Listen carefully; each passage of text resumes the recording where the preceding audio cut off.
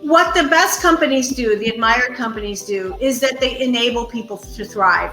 They first hire people whose values coincide with their own, but then they're deliberate in getting rid of things that make it harder for employees to do the right thing. Let's go ahead, please.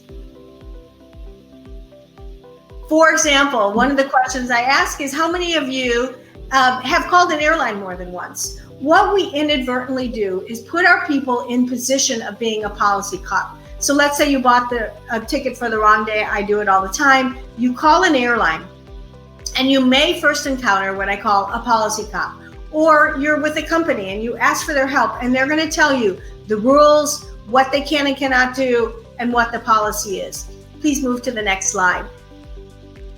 What I love about the story of Vail Resorts, which is probably one of the most expensive ski resorts around the world, but also the most profitable and the most beloved, is that they remove the things that enable their people to rise. In fact, when they are hired through their orientation, they're taught there's a number of things that they cannot say to customers. It's not my job, that's our policy, next, and I don't know. So what we know is it can't just be hiring good people and then say, be nice. You have to also enable them and trust them. For example, at Vail, they give their people the ability to deliver what they call the experience of a lifetime. Next slide, please.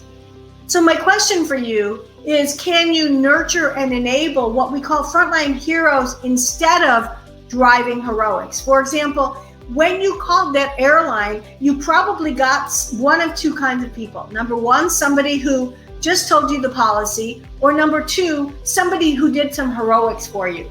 They worked around the system to try to get you what they wanted versus inside the business being given the ability to make the call. So are you nurturing heroes or forcing heroics? Let's go next, please.